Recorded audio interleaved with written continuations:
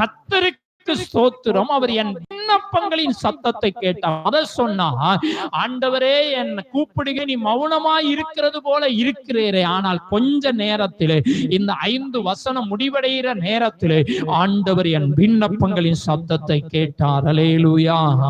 நம்முடைய தெய்வம் மௌனமா இருக்கிறது போலதான் இருக்கும். ஆனா திடீரென்று நம்முடைய விண்ணப்பத்தை கேட்டு நமக்கு என்ன செய்வாரு?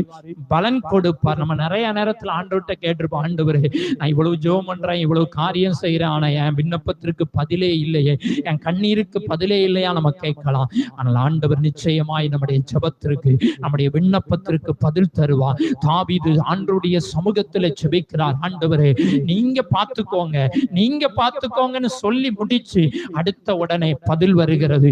கர்த்தர் ஜெபத்தை கேட்டார். நாம் பார்த்தோம்னா நமக்கு பதிலே என்ன செய்யாது? வராது. நீங்க சும்மா இருங்க, நாளுக்கா என்ன செய்வேன்? யுத்தம் பண்ணுவேன்.